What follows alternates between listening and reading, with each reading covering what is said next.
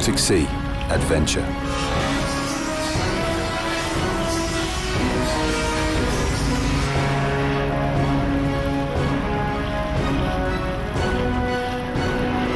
Previously on Baltic Sea Adventure.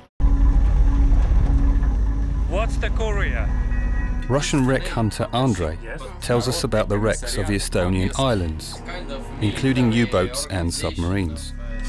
Side-scan sonar system here on the table. The revolutionary effect of the underwater sonar in finding new sunken treasures. Beam of acoustic energy, short pulse, so-called ping. Regulators and everything. And then New divers join our motley crew. Swedes do some diving in the Baltic Sea. That's the coolest part with diving wrecks is... And tell about wrecks they have found. boring. Hiiumaa divers visit a local maritime museum.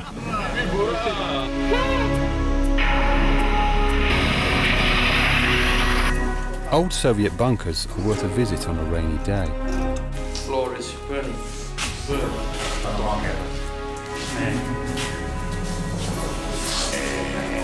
We hear the story of the incredibly successful Hiiumaa pirate, Baron Ludwig von Ungern Sternberg. We get the rib and finally find a temporary solution to our underwater casing problem.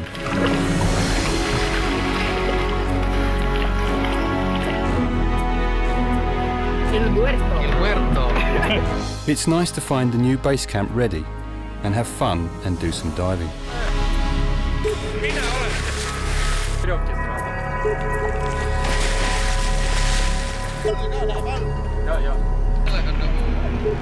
Our Baltic Sea adventure continues in the island of Hiiumaa, Estonia.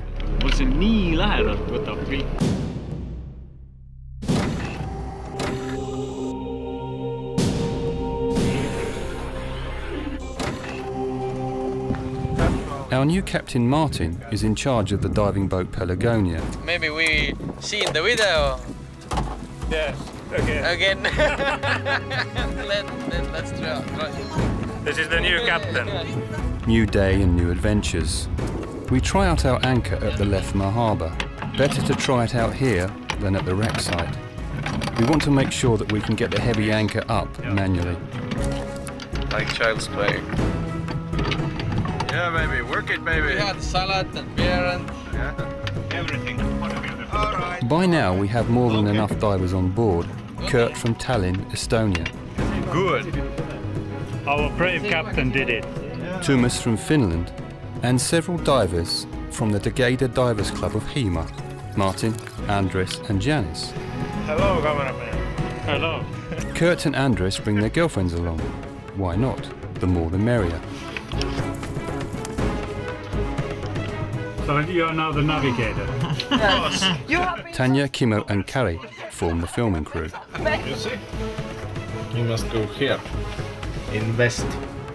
Before any diving trip, it's customary to have a quick meeting.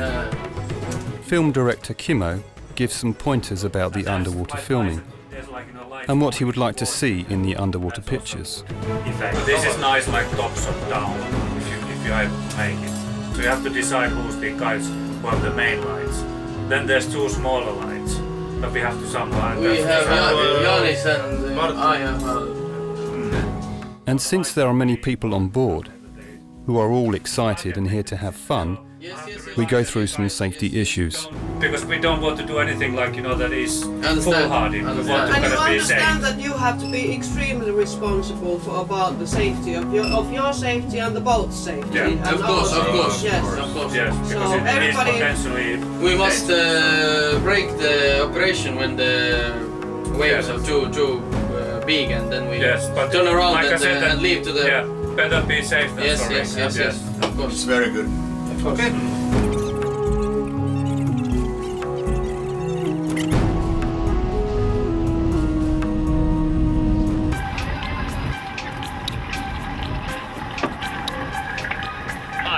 Hello.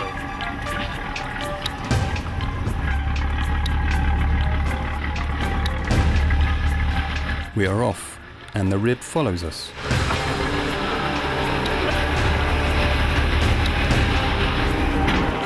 I'm totally wet.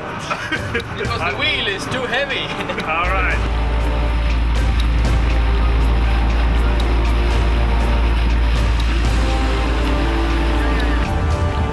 Yep. We all know about that you need to sometimes really sort of jack.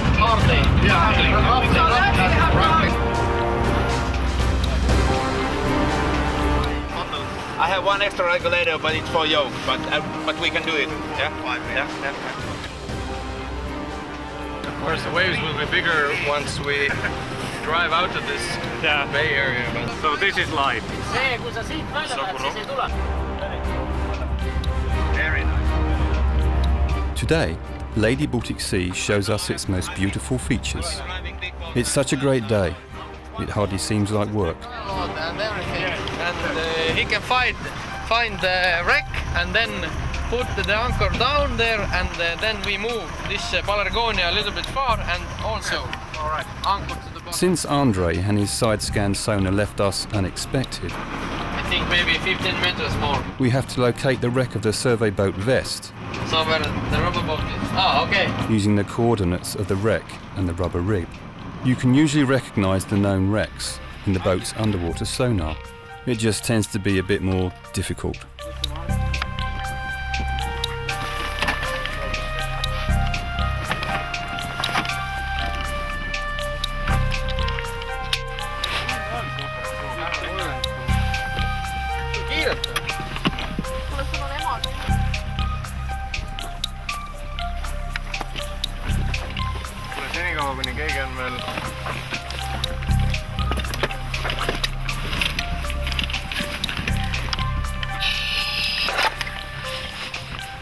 And then that last 2 centimeters back. Collecting stamps would be easier.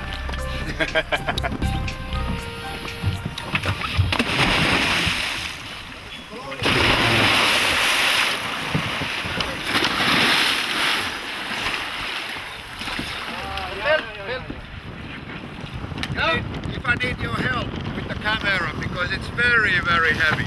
Okay. And waves are hitting very, very strong.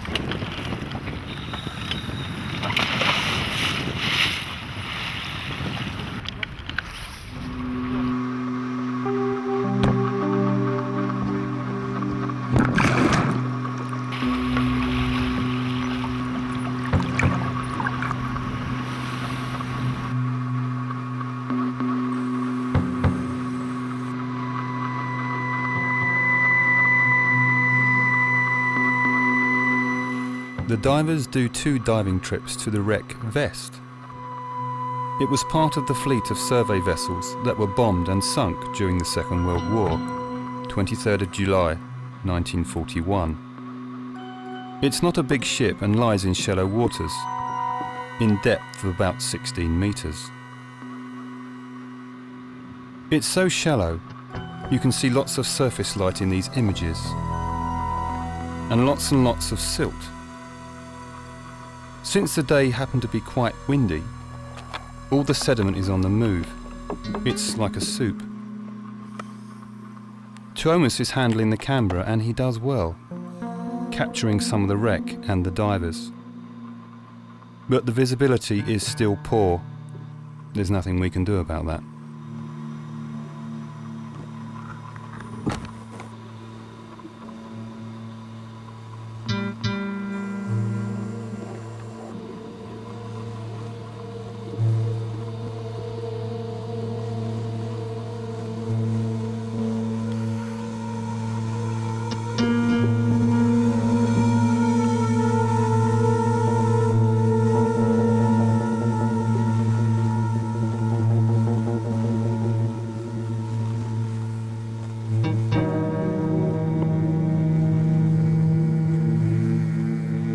By the end of the summer, there are lots of jellyfish around.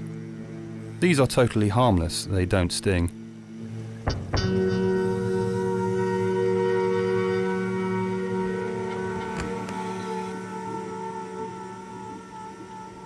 That must be Martin, taking a photo of cameraman Tuomas.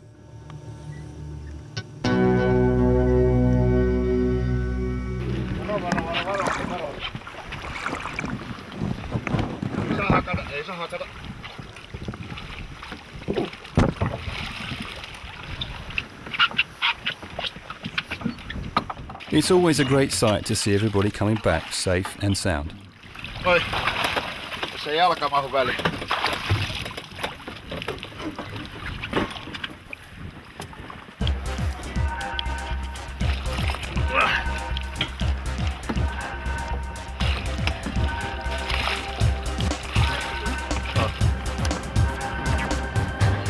No treasure yet.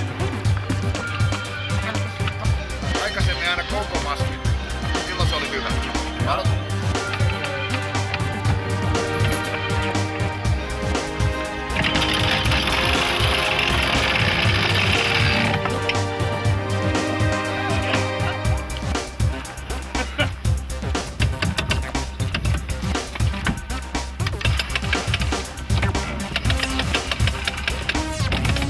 The boys work hard to lift the anchor. It has to be said that these Estonian guys are a joy to work with. Nothing is ever a problem. They seem happy to tackle any task. Well done. Audience mapping. Encore. What a successful day. Fantastic weather and a good group of people on board. Oh yeah, we have a... Oh, Captain Morgan! Like a ghost! Yeah. Fantastic weather. Very good. The waves are not too big. It's not too But the bad. wind is normal. We made it. Can I take the camera now, Captain? No, you film yourself this is enough. not allowed. Wind is high and the sea a bit choppy, but it doesn't matter much. This is what's really astonishing. It takes a big investment, hours of preparations, and hours of travel to do less than 1 hour of diving. It seems hardly worth it, but all the divers tell us otherwise. It's more than worth it, and when you go down there, it's a world of its own. We have noticed that whenever the diving team is back, they are so happy that they are all smiles. It's called a diver's high.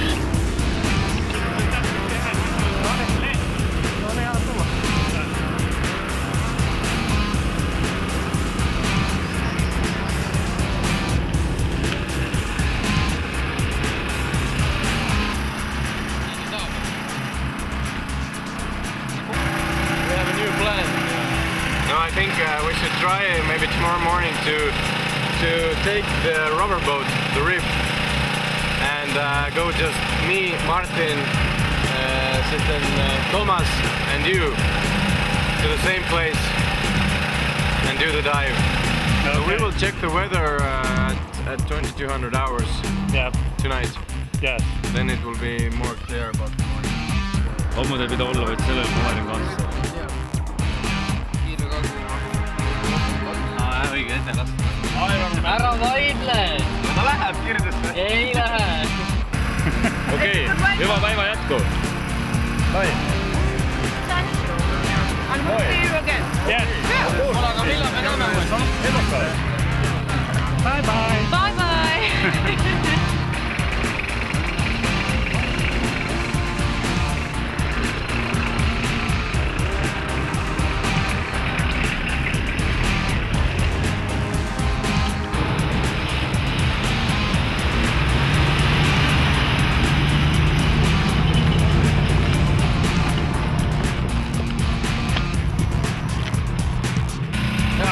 Okay, thank you very much. Thank you.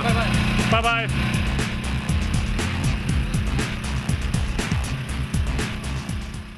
This restaurant, Rannapagu, has become our headquarters during our stay. They have a great location by the sea. There's also excellent food and the all-important wireless internet access. The diving team is eager to see some of the material they have shot. We view the footage from the camera screen. They seem satisfied with the results. Has anybody dived there? Maybe. Very early next morning, our plans are confirmed. The weather report warns us of high winds by the afternoon.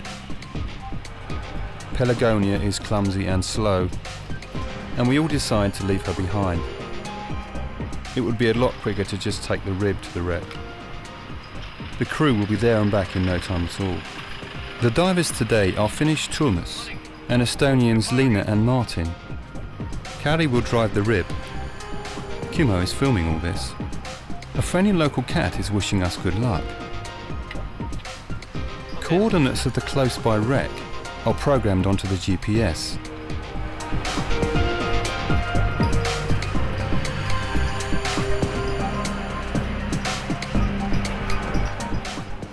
The divers gear up and go.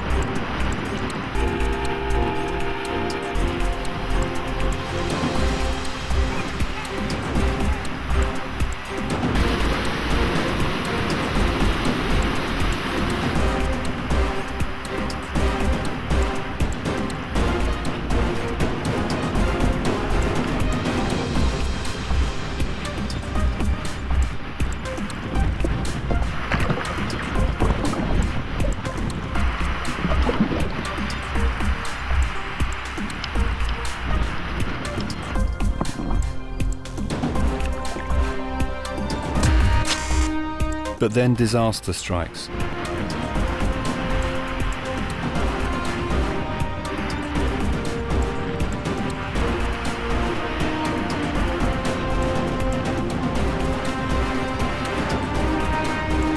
Even before the divers moor, Kimmo knows there's something wrong.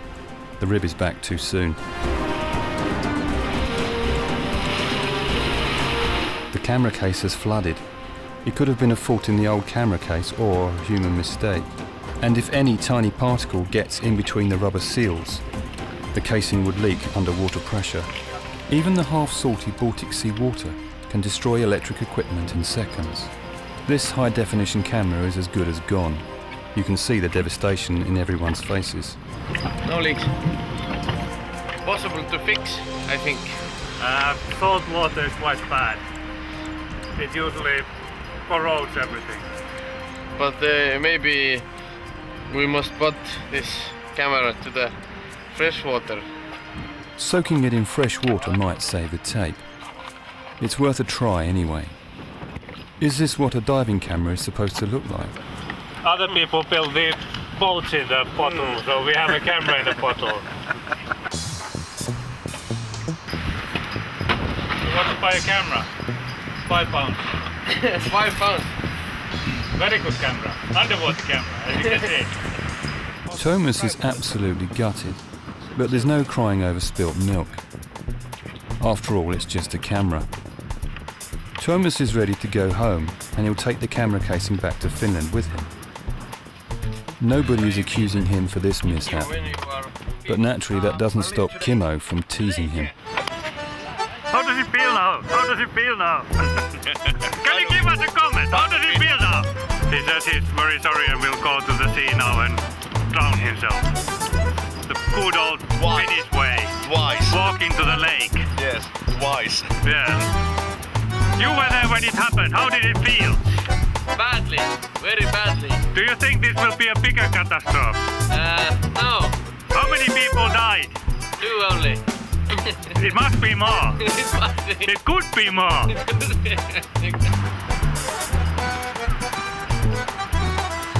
There are certain depths where they really help.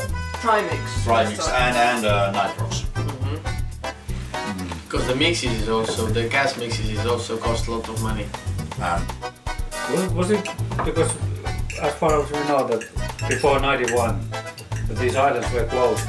Yes, this is a military, some kind of military zone. Yeah.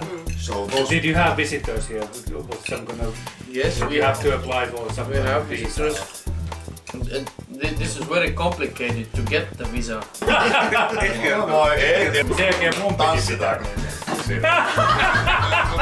Before Tuomas leaves, we all have a nice dinner together at the base camp.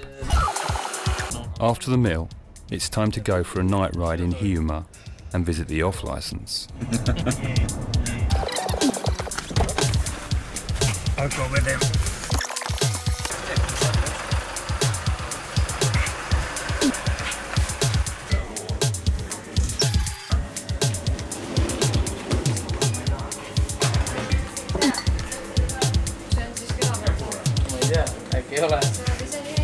Okay, ciao. Okay, ta-da.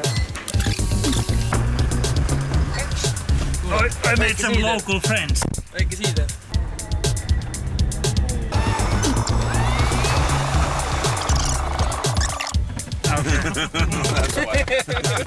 Best sauna in.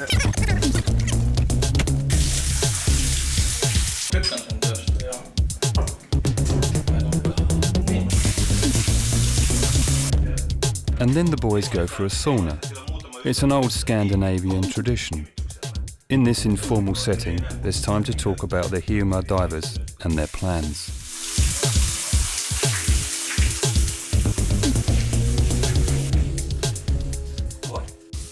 How many members you have? Right now, 9. How many wrecks there are around this water?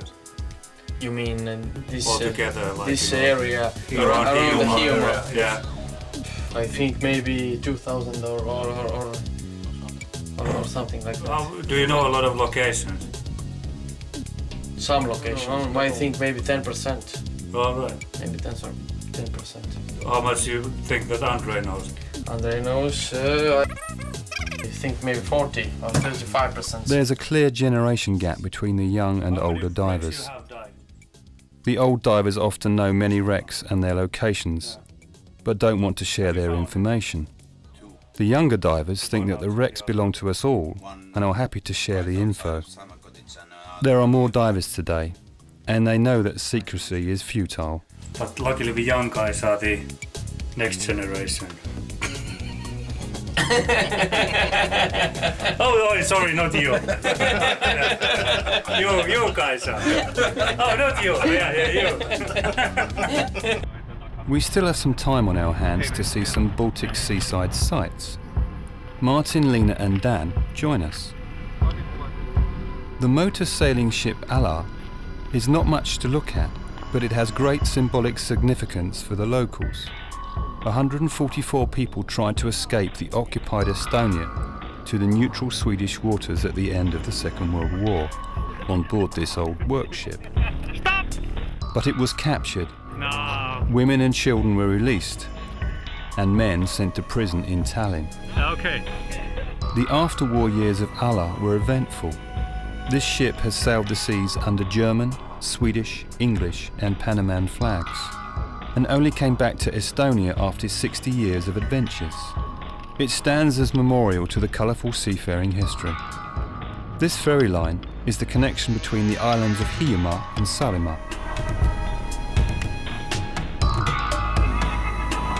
Kopu Lighthouse is the symbol of Hiiumaa.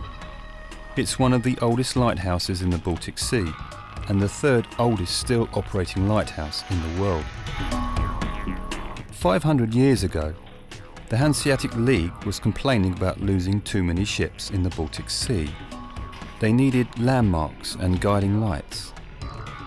The construction took a long time to complete, since the locals were making a nice extra income looting the sunken ships. The Sea Mark became a lighthouse only in 1649, when a wooden staircase was built to the outside wall and wood and coal was burned on top of the tower.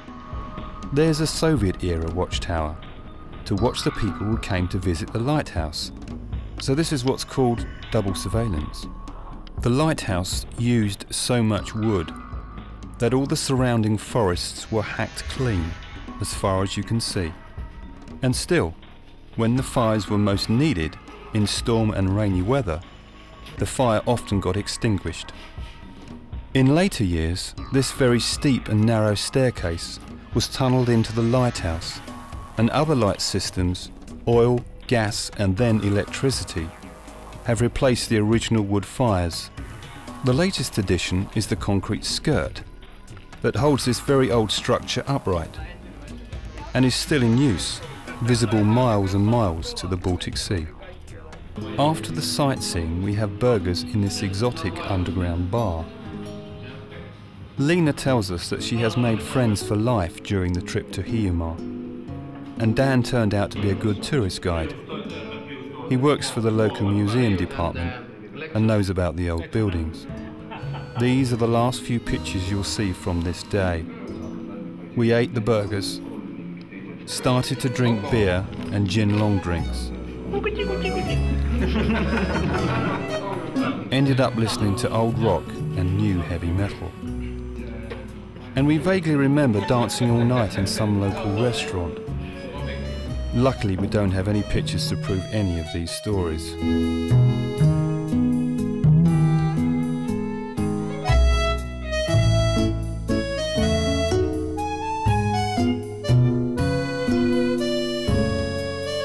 It's time to wrap this section of the adventure.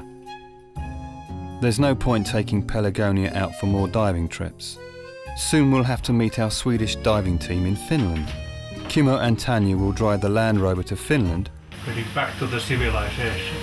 while Kari will find a way to get Pelagonia back to the Finnish islands.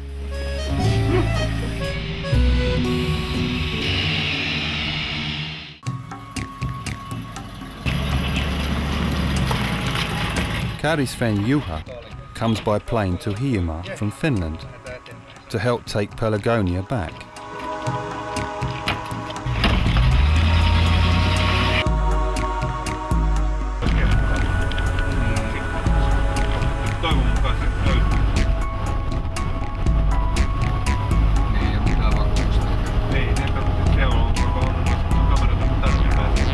That night the weather gets sour again, and Kari and Juha decide to do a quick exit. The sooner they'll leave, the better. The wind is on the rise. Lethma Harbour is also a customs office. Kari pays the harbour fees. Boys get their passports checked and off they go. At 4 o'clock in the morning.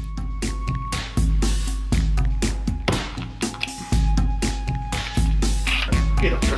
Hei. Ja siis hyvää matkaa. Kiitoksia. Joo, hei.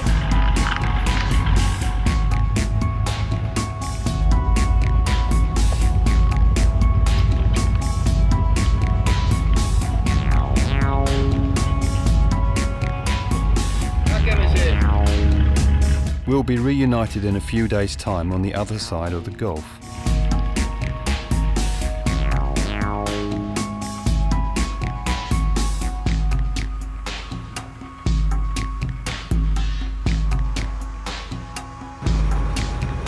Here's some footage Kari shot during the night voyage. It's wet and windy.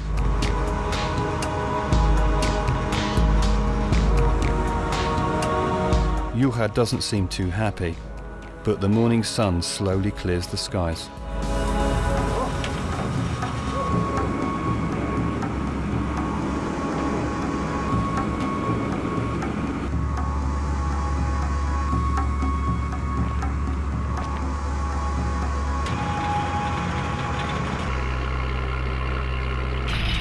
Everyone has left us. All the local divers are back to their day jobs. Pelagonia is safely back in Finland, and Lena leaves for Tallinn. Tanja and Kimmo do the last bit of filming in Hiiumaa. We've had so much fun on this island. It's been a beautiful, peaceful and kind place. We hope to come back soon.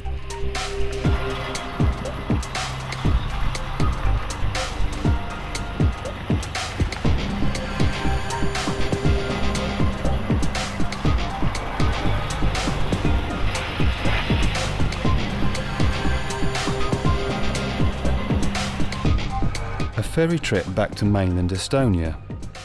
Later, we calculated that all in all, we took about 30 ferry trips during this journey around the Baltic Sea. There will be still many more to come before we are back home in England. Loading the boat. But that was the intention, to stay close to the sea at all times.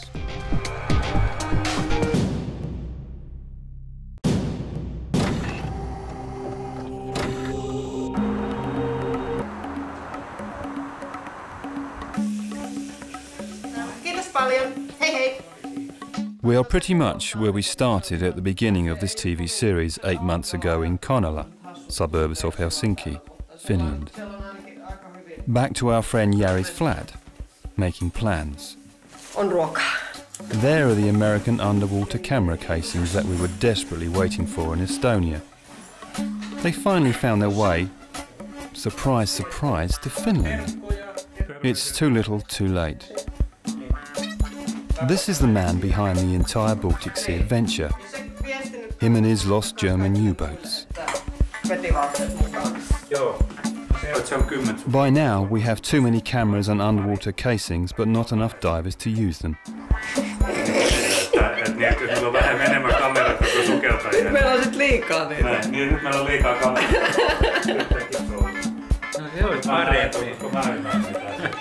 The Finnish archipelago sea is an unknown wonder. It's the largest archipelago in the world by the number of islands. Numerous ferry lines form the so-called archipelago ring road. Most of these ferries are free, or only charge a small fee. The exact figure for the amount of Finnish islands is anybody's guess. Estimations vary from 20,000 to 50,000. Since sometimes it's a matter of opinion to tell the difference between an island and a rock. In comparison, the number of Indonesian islands range between 13,000 and 18,000. And the number of Greek islands is no more than 1,400, even when the very word archipelago, meaning a cluster of islands, comes from Greece.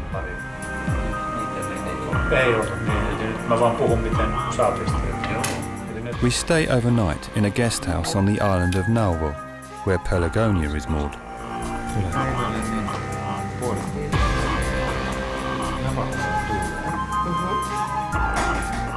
Beautiful place, and no other guests around. In August, the Finnish holiday season is over already.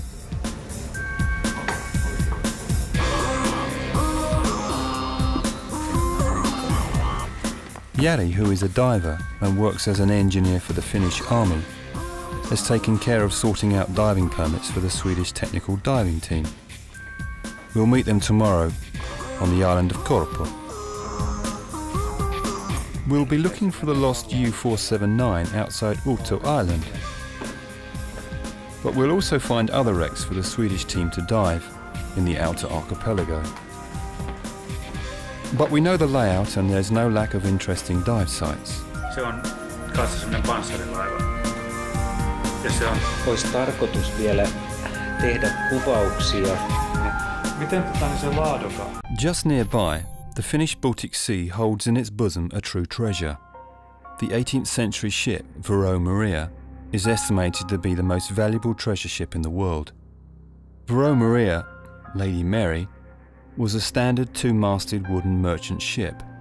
She was on her way from Amsterdam, Holland to St. Petersburg, Russia. Works of art and sculptures were on their way to nobody else but Catherine the Great of Russia. On October 1771, a month into her voyage, An autumnal storm sunk her outside the island of Jurmo in southwestern Finnish archipelago, and there she rests, neat and tidy, almost untouched, ship cargo and all. At the time, only 6 paintings were salvaged. WWII was lost and forgotten for over 200 years, until maritime archeologist Kristen Ahlström became interested in her story. A famous Finnish commercial diver, Rauno Koivusaari, and his crew finally found the wreck in 1999. In Finland, we met Mr. Koivusaari's friends, researcher Mikael Martikainen and diver John Liljelund, who both played their part in finding WWII. The WWII is special in the sense that as a wreck it's in very good condition. It's said to have carried a very valuable cargo. Works of art bought by Catherine the Great from an auction in Amsterdam.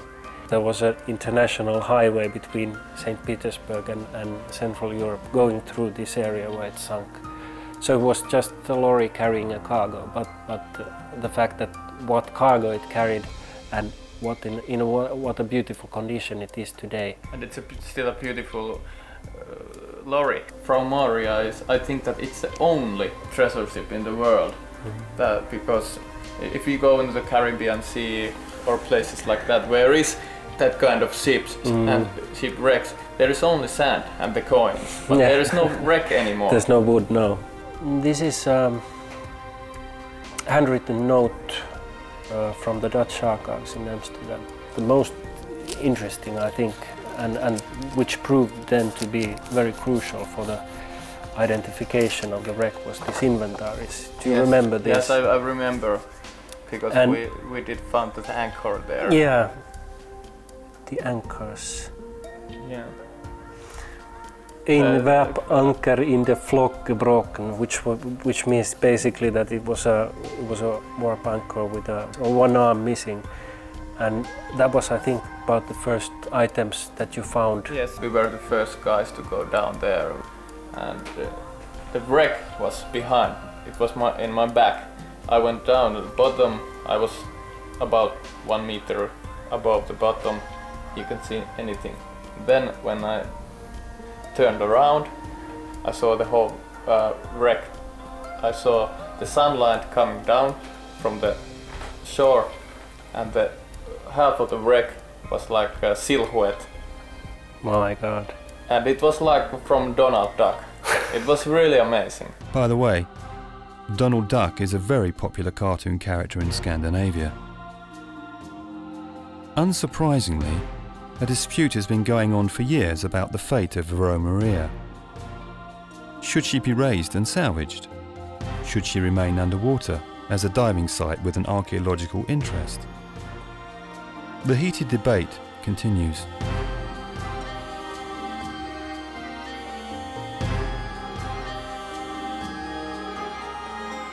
Along the years we have made serious plans, very good plans with high professionals on how the operation or the salvage would be done, and these are discussed in different by different persons in different positions, both government and private.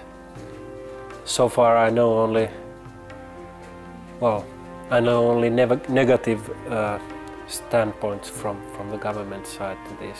For the moment it seems like the best way of preserving especially these complete ships is down there at the seafloor. There are methods of conservation these kind of ships, but they are not without problem. One of the things that preserved all the objects inside Vasa so well was there was a layer of mud this deep that everything was buried in. And what that mud does is it shuts off the supply of oxygen to bacteria. It doesn't let things that would nibble on the wood get to it. And most of what we're going to find up here is wood. We don't necessarily have anything now that works any better in a long-term perspective than that mud that you find on the bottom of the sea. That's really good stuff. So don't disturb it. Someday I think it will come up, because the bottom of the sea, after all, is no place to keep a treasure ship, because you would get a beautiful museum, really. I think something very unique in the whole world. At least I don't know any other treasure ship museums. Vasa set the standard for what the ultimate marine archaeological project is.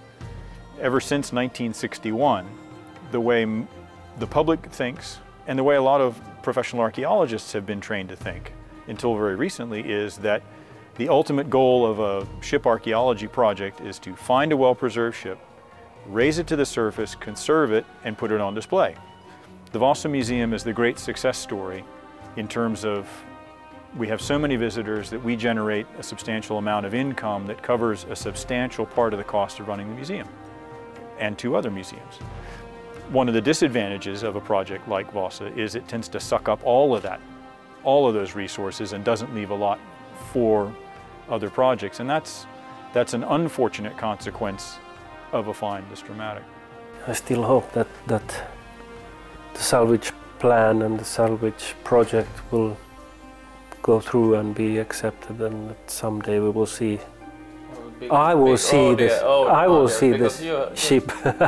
Yeah. So far it's just you who have seen it. I've been diving there a few hours.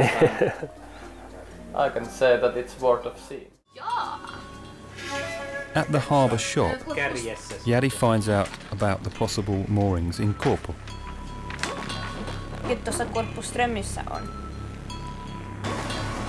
The latest diving permits are faxed to a hotel in Narvo, and Kimmo goes to get them.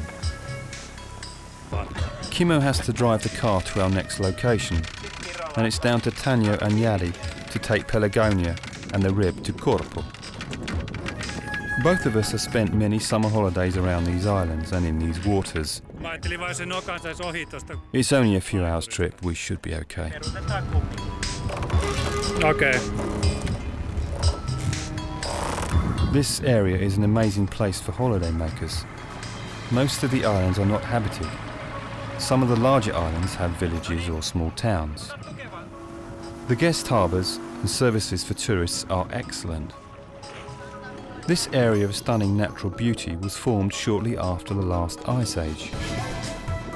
And like we have stated earlier, although the millions of rocks present a danger to the passing boats, the thousands of islands also offer shelter. It's easy to do island hopping here and find natural or man-made moorings if fog or bad weather takes over. Already the Vikings knew this and used the shelter of the archipelago when crossing the Baltic Sea.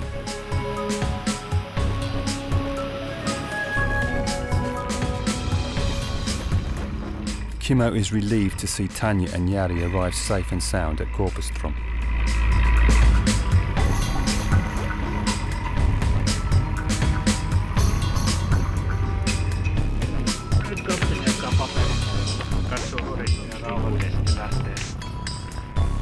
We spend one night at this idyllic guest house in Korpo.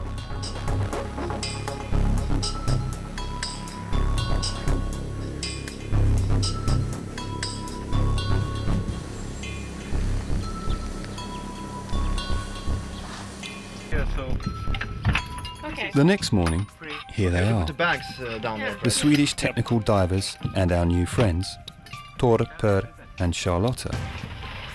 They've travelled from Sweden to take part in the adventure. Burn them up. Yeah. I think you would be fine because you have the Swedish license plate. Our executive producer Tony arrives from Tallinn to give us a hand with the diving boats. We start to load the diving gear onto Pelagonia and head towards the outer Finnish islands. In the next episode, we have good luck in the weather front. Swedish diving team Tor, Per and Lotta tell us about diving in the Baltic Sea.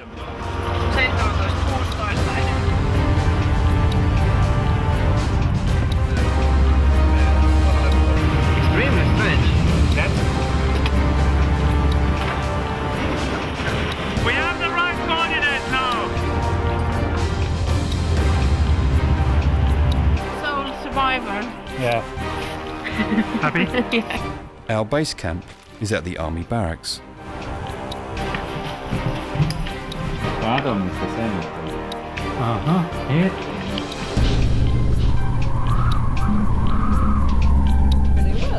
Yeah. We learn more about the Finnish naval history at the Forum Marinum Museum. It's a little bit to the right. Yeah.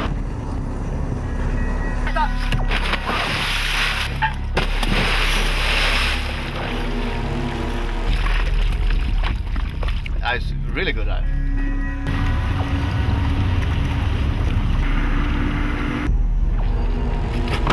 Video time. The Swedish divers dive Park Victory, an American ship sunk in a storm outside Finnish island Utö.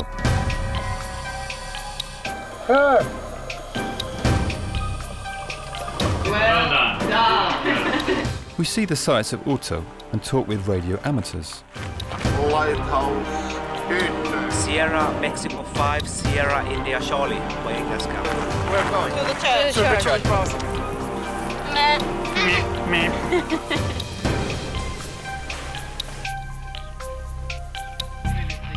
Our Baltic Sea adventure continues. Baltic Sea Adventure.